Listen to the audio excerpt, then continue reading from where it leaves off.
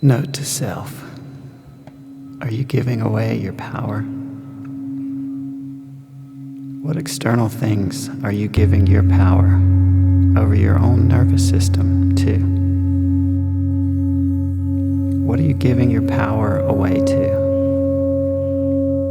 Ultimately, most mental stress is caused by giving your power to something or someone outside of you that is not you. Giving away power over my own nervous system. In nearly all cases, stress is caused by fear. Nearly all of the time, the issue itself is not real in the strictest sense of its ability to make you feel stress. However, the reaction in your nervous system that is caused by a mental attachment to the issue at hand is certainly real. The resulting stress is absolutely real. Looking back, I can see many of the things that I used to unconsciously give control of my nervous system to, and by default also my overall sense of well-being. Many of these things I reflexively and unconsciously gave my control and power to, although I didn't realize that I actually had a choice. Many of those mental transactions occurred on a completely subconscious level. Here are a few common examples, and there are thousands of these. The key, I think, is tuning into our own awareness to flow in the present moment, not trying to teach the intellect to constantly be on the lookout for these types of things. Having said that, here we go. In the current political season, we can look and see what fear-mongering politicians are really asking for is control of our nervous system. On the one hand, they sell fear. Fear of the other guy, fear of various enemies, fear of finances, fear of losing personal freedoms, etc., etc. This fear causes stress inside your body. The stress builds within, and of course, you want it to go away. They promise that when they are in control, all of that stress that they partially helped to create will go away. Of course, they don't have absolute control over most of the circumstances that they offer to control for you anyway. And so it is all a bit of a con. We are sold on the unspoken idea that there will be some relief when we finally put them in power and give them control. What we are really doing, though, unconsciously, is giving them control over our own sense of well-being. This is also one of the hallmarks of an abusive relationship. The most important leader in your life, of course, always has been and always will be you.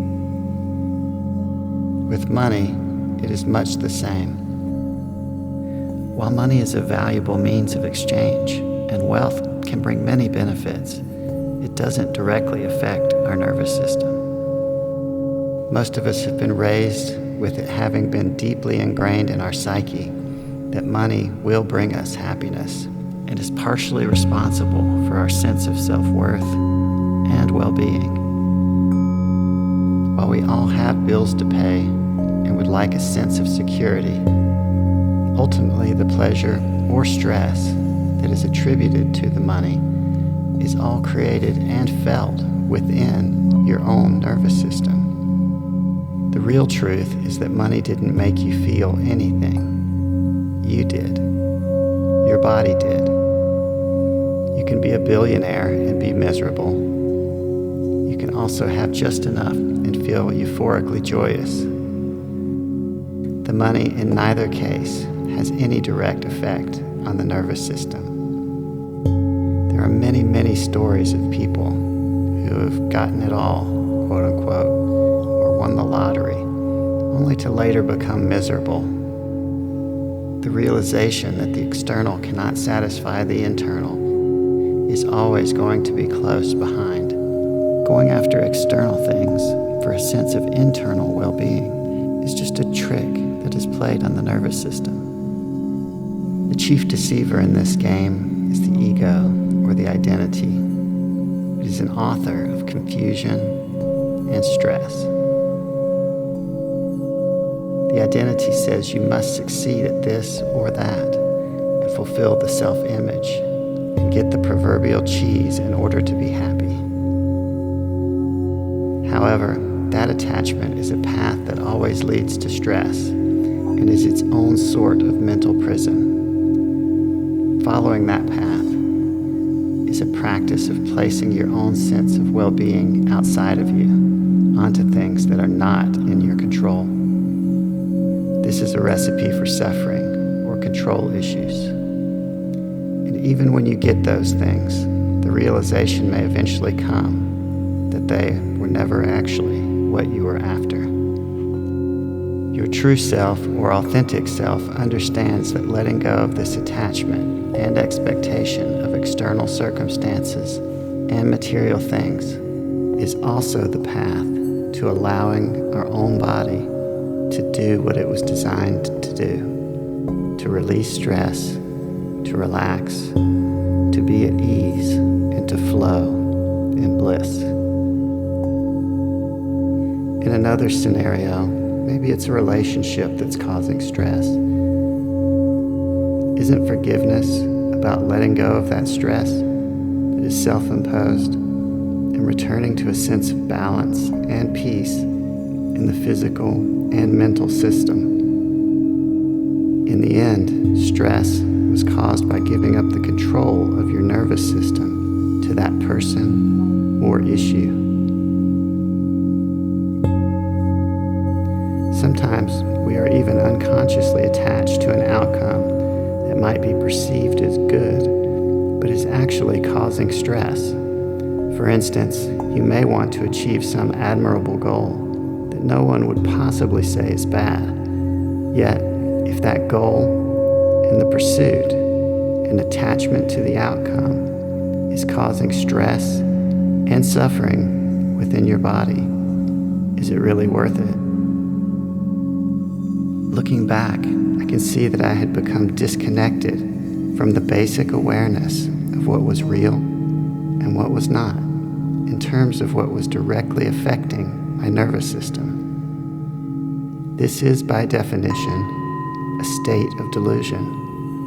And yet, isn't this the state of being that many seem to make their default mode? Isn't this state of attachment to the external what a materialistic society encourages and continually sells the quote-unquote solution to? Unawareness of this whole process and the resulting stress and fear is the only enemy. The only way to quote-unquote win is to realize that there is no enemy. Developing this awareness is the path to peace. Enlightenment or awakening is not about gaining control over all circumstances or other people.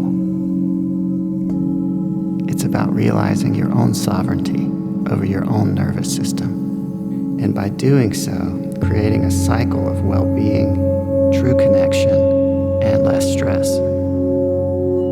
Ultimately, this is beginning a healthy relationship with yourself and learning to live in the present moment, and to also trust and love a higher power to handle the things that are out of your control. Eventually, this may even lead to better circumstances. To be enlightened literally means to be lighter. In other words, to release the burdens of mental stress, to let go. Looking inward is a way of always being aware of our body's reactions to our own mental states, and then looking deeply into those mental states to understand the core of our perceptions or reactions. Ultimately, this is the path of knowing ourself. We all have the fundamental ability to relax deeply and experience the resulting bliss. Unfortunately, in our forgetfulness of our own nervous system, we have hidden the awareness of this ability from ourselves by the attachment to our own illusions. In many cases, we even allow our goals and dreams to create stress. Remember, you can let go without losing anything. In fact, you may gain everything instead. By choosing love and not fear, we always have a choice to abide in the presence. This presence is the present moment, the place of peace and shelter from the stress of the always active mind. We all have access to this place of peace. The path has been learning how to focus consciousness into this place. When I'm focused here, I can clearly notice the resulting shift in body and mind. Here's an exercise. Start to notice. Notice your thoughts and when they cause stress. Which thoughts are at their origin? Are there some that you're unwilling to let go of? Thoughts of ambition, grandiosity, or defending a sense of self or self-image, or guilt and shame. Can you let these go? Can you let go of the beliefs that cause stress? Conversely, notice the stress. Notice physical tension.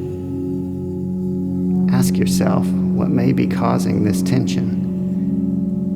If you don't know, perhaps just focus on practices to help the body relax, like yoga, breath work, meditation, and sound therapy.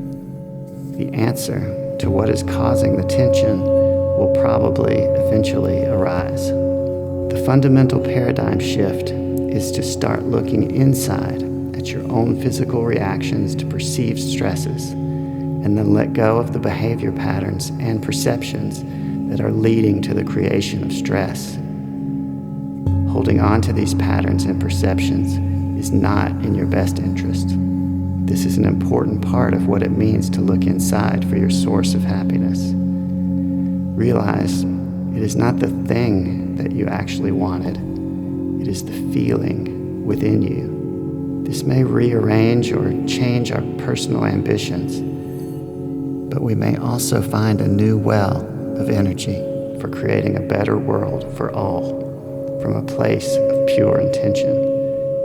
The power is always with you. The barrier is simply awareness. The mental noise of the monkey mind has blocked the ability to accurately perceive this inward awareness. The good news is that the awareness can be cultivated with practice.